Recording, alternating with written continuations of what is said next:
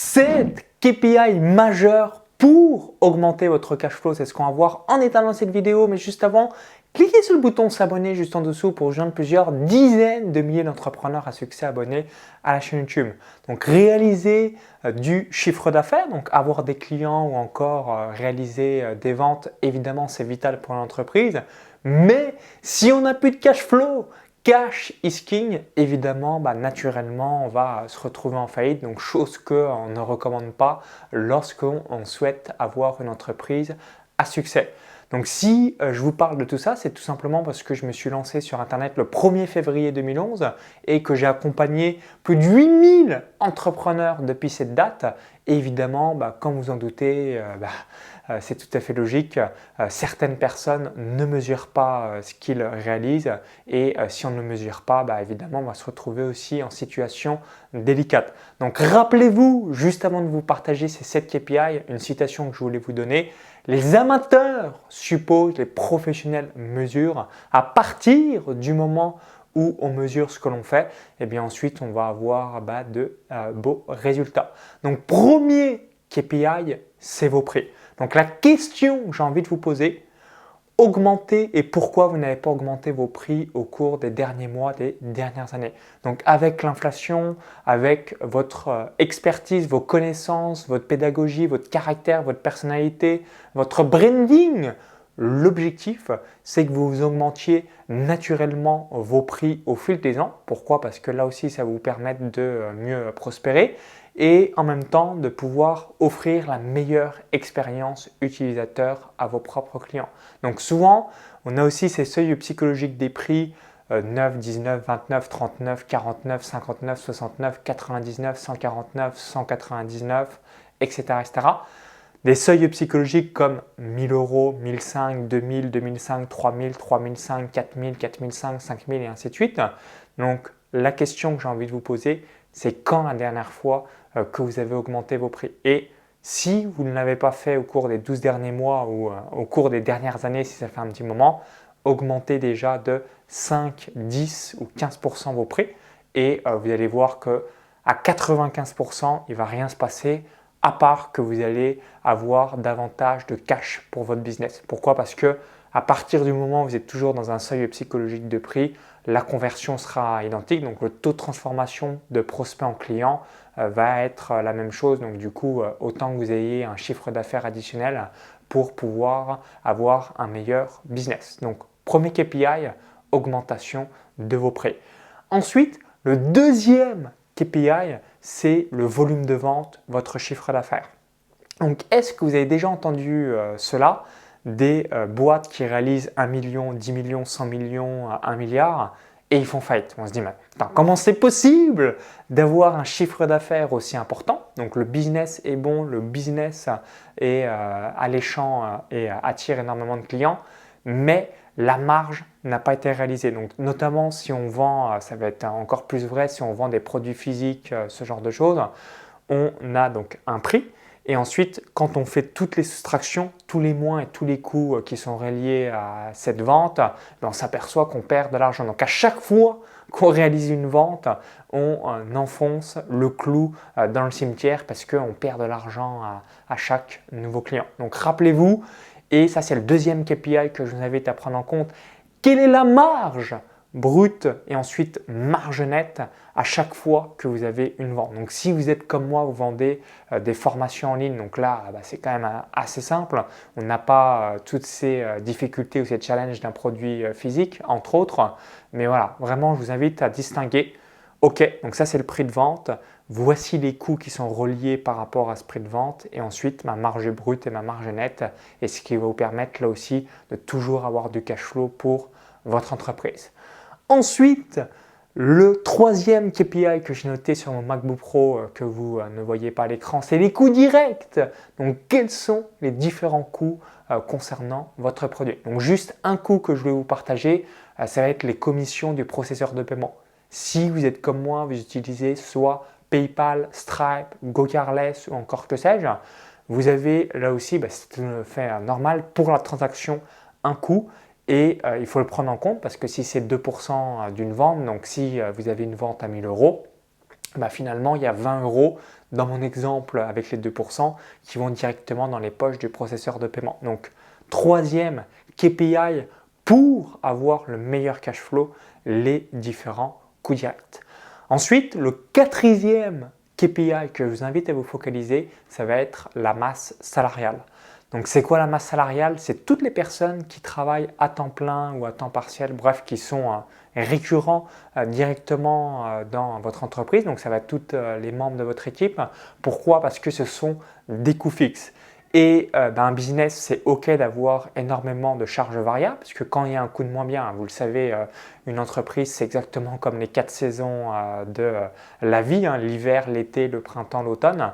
Et quand on rentre en hiver, si on n'a pas de cash flow, de trésorerie d'avance, avec tous les coûts fixes qu'on a pu peut-être se créer par le passé, ben c'est ce qui peut mettre en péril la pérennité de l'entreprise. Donc, je vous invite à calculer l'intégralité de votre masse salariale et ensuite de vous poser la question suivante, est-ce que toutes les personnes que j'ai au sein de mon entreprise, toutes les personnes de mon équipe sont nécessaires au bon déroulement du business? Ou en revanche, est-ce que c'était nécessaire il y a 6 mois, 1 an, 2 ans ou par le passé et ce n'est plus le cas aujourd'hui? Parce que dans un monde qui change, hein, tout change, parfois on peut avoir certains recrues, certains membres de notre équipe qui étaient très utiles, voire indispensables à un instant T de notre business. Et puis aujourd'hui, en fonction du segment, des rotations qu'on a réalisées, eh bien, ce n'est plus du tout le cas. Voilà, vraiment noter l'intégralité des coûts fixes, notamment de la masse salariale. Ensuite, cinquième KPI, celui-là, il est aussi méga ultra important, c'est les créances. Donc, je vais vous donner un exemple pour illustrer mes propos.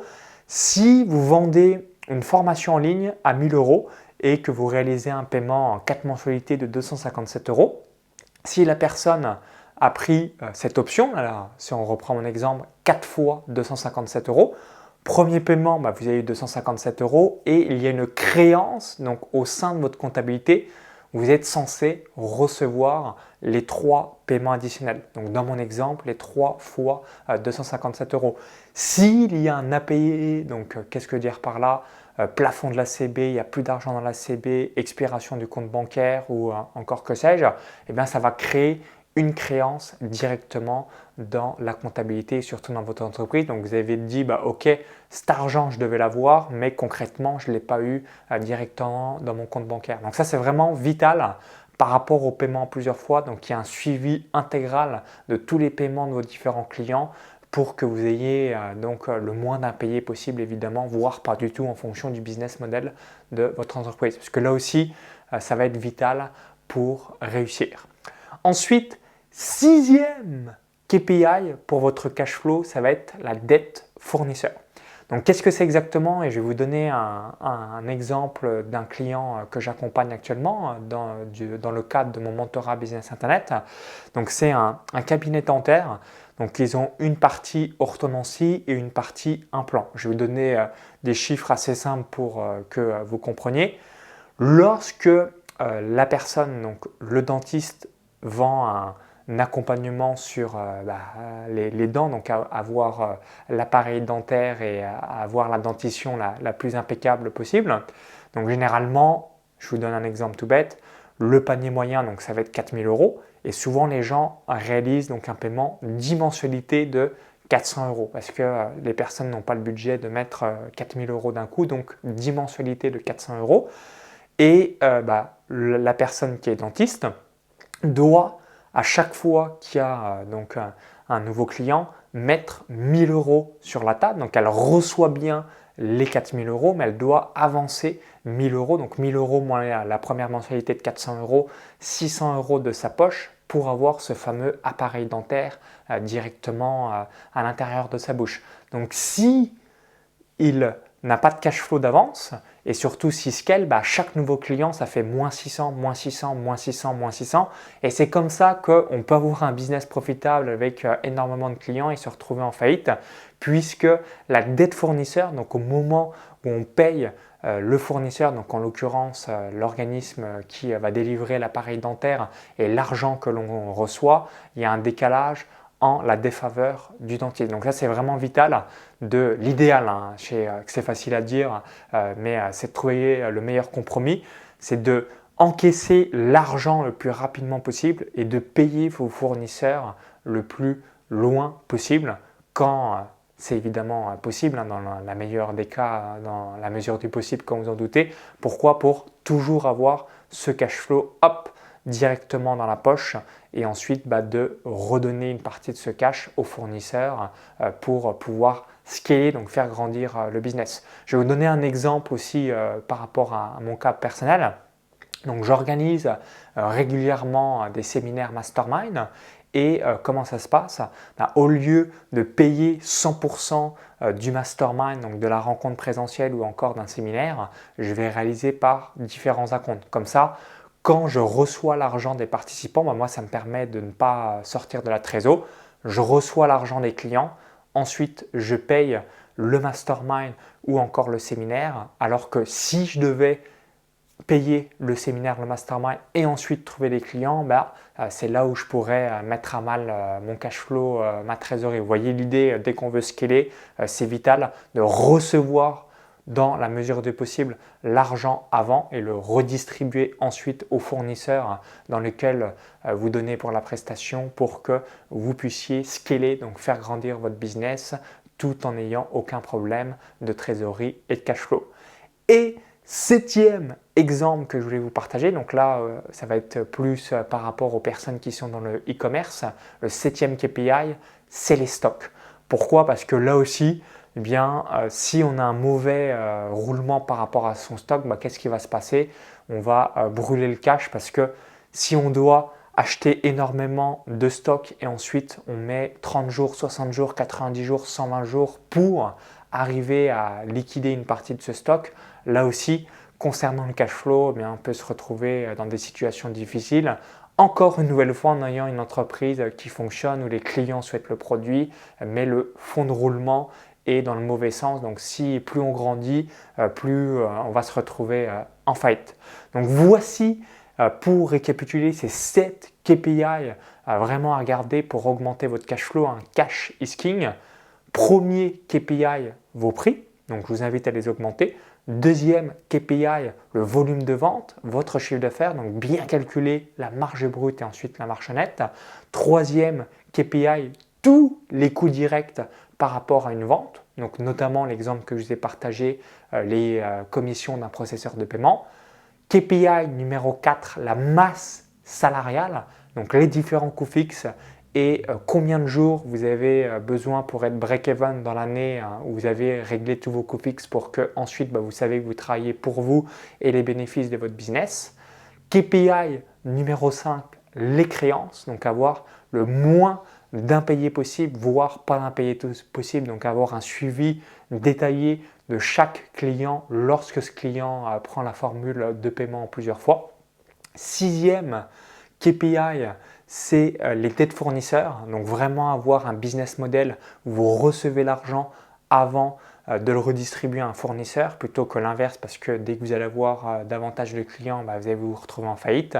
Et septième KPI, c'est les stocks. Donc notamment par rapport à si vous avez une boutique e-commerce ou si vous faites du commerce classique, là aussi vous devez être très vigilant pour avoir le cash et la trésorerie nécessaires. Donc merci d'avoir suivi cette vidéo. Donc si vous l'avez apprécié, cliquez sur le petit bouton like et partagez cette vidéo à tous vos amis entrepreneurs. Merci par avance, ça me permettra de pouvoir leur transmettre ces différents conseils.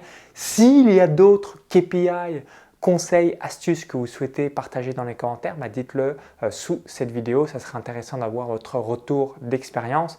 Et pour vous remercier d'avoir visionné cette vidéo, je vais vous offrir un cadeau de bienvenue.